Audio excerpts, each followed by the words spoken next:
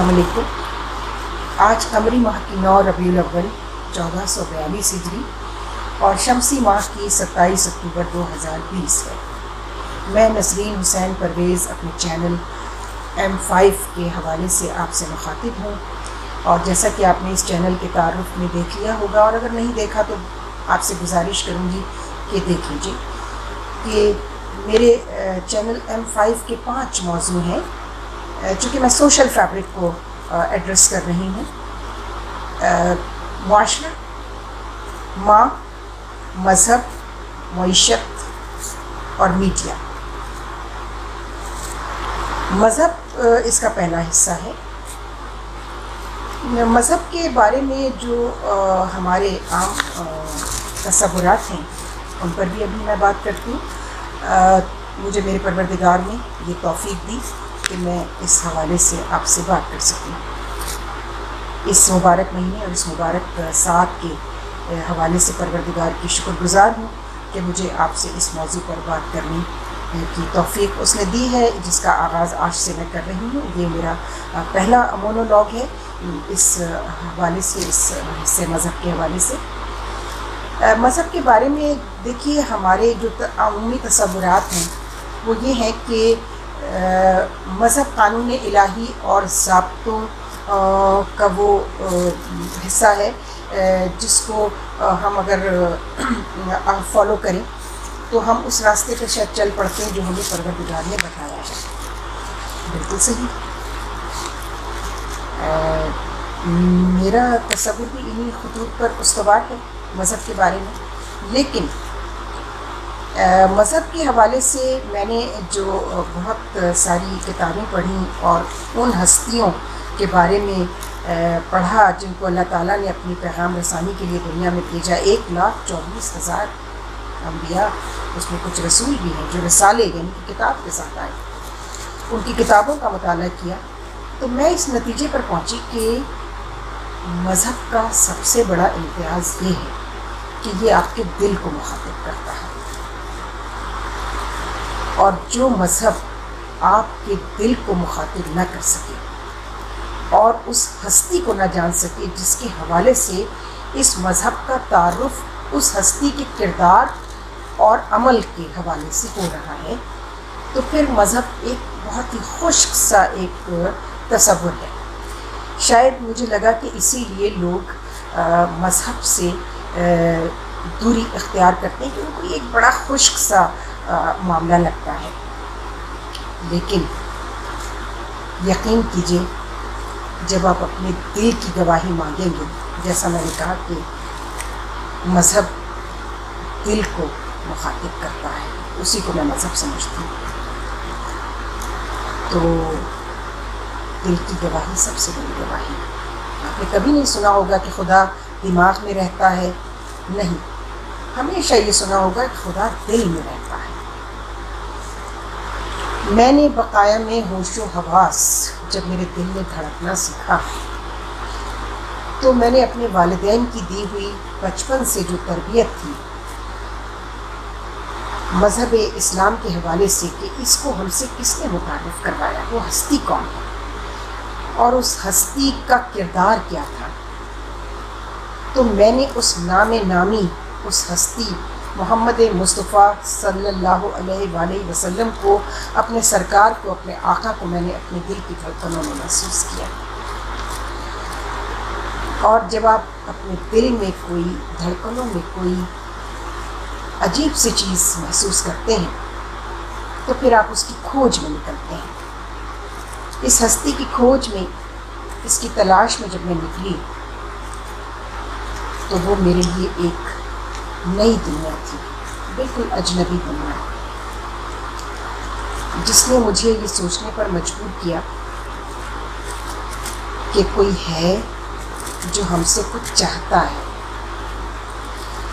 ایسا کیا چاہتا ہے کہ ہم اگر وہ کام کریں تو وہ ہم سے راضی ہو جائے گا، اور وہ راضی ہو گیا تو کائنات کا خالق راضی ہو جائے گا، کیونکہ وہ اس کا محبوب ہے، اور اس محبوب کی محبوب ہستیوں کے خواب و خیال میں کھوئے رہنے میں مجھے عجیب سا لطف آنے لگا۔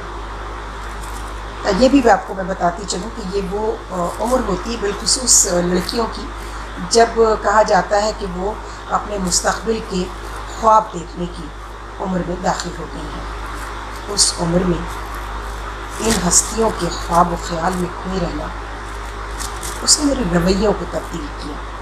جو عمومی رویے ہوتے ہیں انسانوں کے، وہ رویہ تبدیل ہوا، جس نے میرے سامنے بہت سارے سوال کھڑے کر دیے۔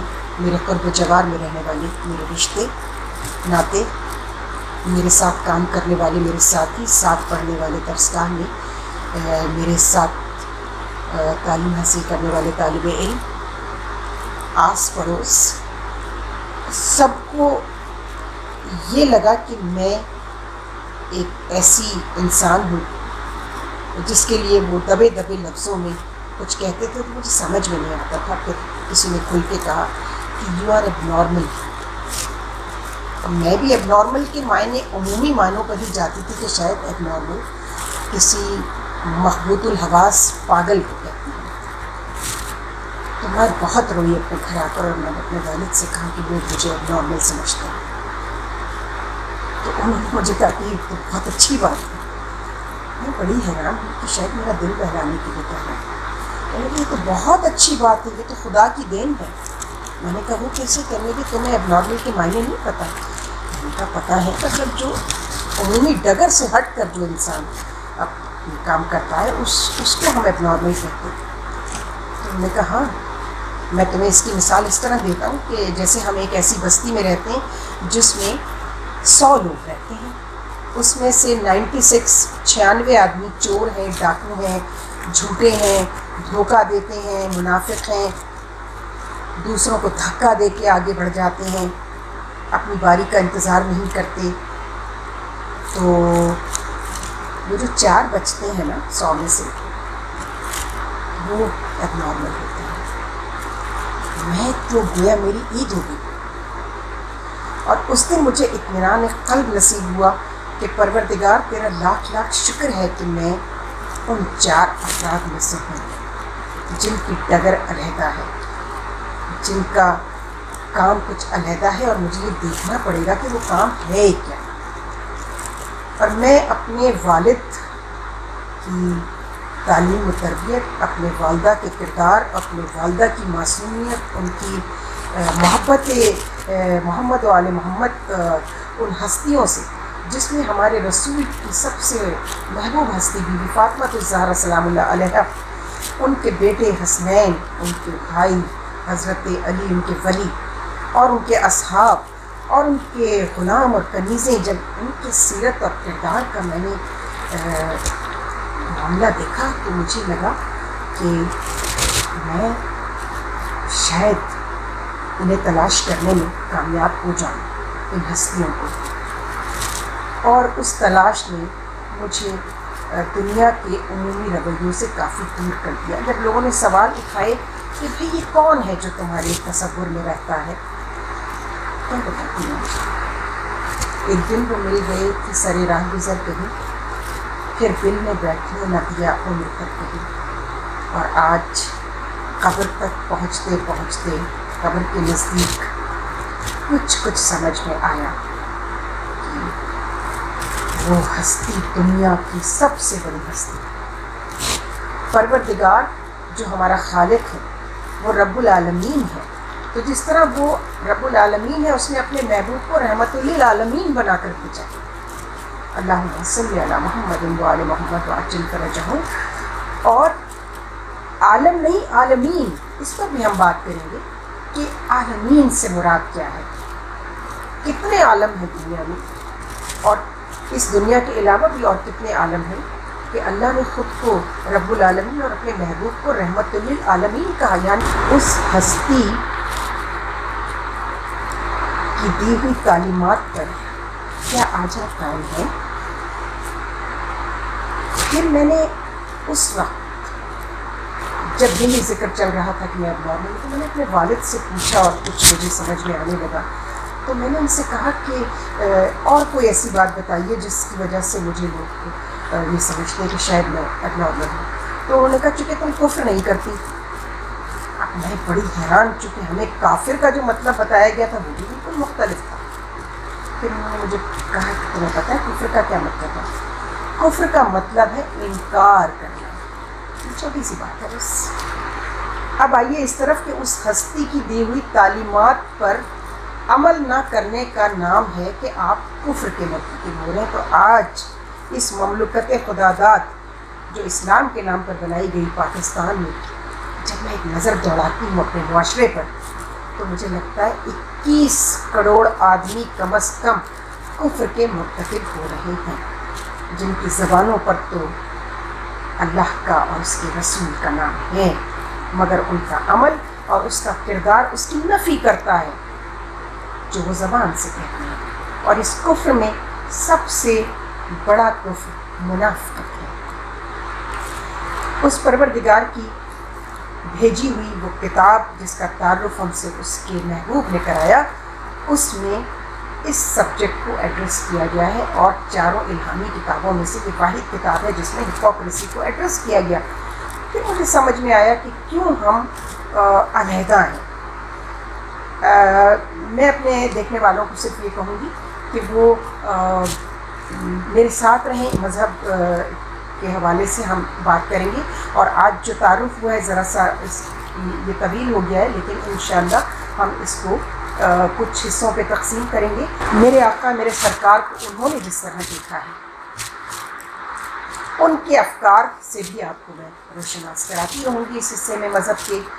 اور جو ہماری محبوب ہستیاں ہیں ان کے کردار سے بھی، ان کے اصحاب ہیں، ان کی کنیز ہیں، ان کے غلام ہیں، اور وہ ہستیاں کائنات کی جن کے لیے پروردگار نے کہا کہ میں نے کائنات ان کے لیے تخلیق کی، تو کیا ان کا مرتبہ ہوگا ان ہستیوں کا؟ ہمیں یہ جاننے کی ضرورت ہے.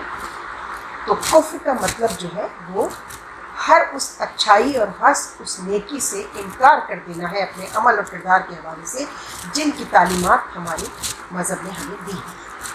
ہم اس پر انشاءاللہ بات کرتے رہیں گے. ایک نان مسلم دیبی بہت بڑے شاعر، صرف ان کے حوالے سے ایک شعر سنا کر اپنی دعا پر اختتام کروں گی اپنی اس گفتگو کا، کہ عشق ہو جائے کسی کو کوئی چارہ تو نہیں، صرف مسلم کا محمد پہ اجارہ ہے. پروردگار تو قادر مطلق ہے، ہر دعا کا سننے والا اور ہر چیز پر قادر ہے. تو نے اپنے محبوب محمد مصطفیٰ صلی اللہ علیہ وآلہ وسلم اور ان کی محبوب ہستیوں، ان کے اصحاب، ان کے غلاموں اور کنیزوں کے کردار اور سیرت کے حوالے سے تا قیامت جس تعلیم کو قائم رکھنا ہے، جس تربیت کو قائم رکھنا ہے، اور اس کے لیے تو نے چند افراد یقیناً منتخب کیے ہیں جو ہم دیکھ رہے ہیں، جنہوں نے تبلیغ کا کام کیا ہے. تو تیری رحمت، تیرے فضل اور تیرے کرم سے یہ کیا مشکل ہے کہ تو مجھ جیسی کمزور، بے سہارا، ناکام اور ناکارہ انسان کو یہ توفیق دے دے اور مجھے اس خدمت کے لیے قبول کر دے. پروردگار یہی دعا ہے میری. اگر تو سمجھتا ہے کہ میں حق پر ہوں اور پوری زندگی کی قیمت ادا ہو جائے گی میرے اس عمل سے، تو مجھے اس قیمت کو دینے میں دیر نہ کرنا میرے پروردگار. خدا حافظ.